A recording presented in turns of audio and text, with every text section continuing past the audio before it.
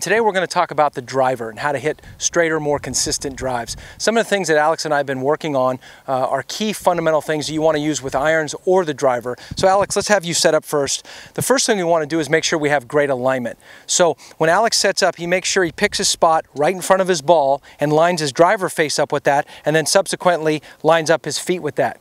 The second thing that I look at is his ball position. And where you want his ball position with the driver is just inside his left foot, or kind of equal with your left armpit. Once I know that's good and he has a good setup and he has a straighter back here, spine angle looks good, he's not hunched over, he's ready to go. From there, all we want him to do is make a good low and away turn off the ball. So this first foot and a half to 2 feet is so critical with the driver. It allows you to make a good turn with your body and physically get behind the golf ball.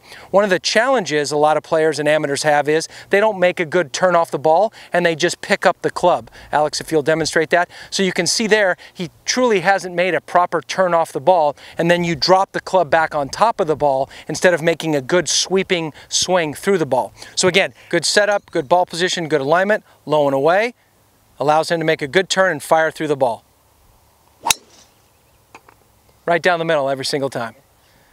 One other key element to hitting consistent drives is to have a good balanced finish. And we'll notice here when Alex finishes hitting this shot, we're going to watch his balance and his finish here when he's all done. Alex, go ahead.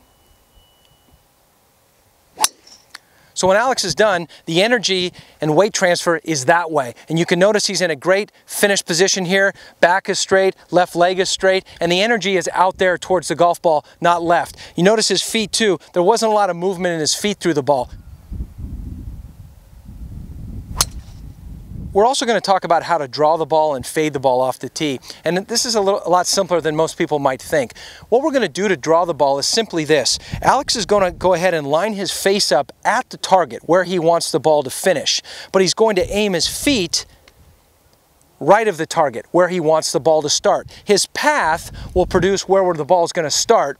And then his club face will determine the spin and the draw towards the target he has selected. So Alex, go ahead and just swing down your line and let the club face make the ball draw.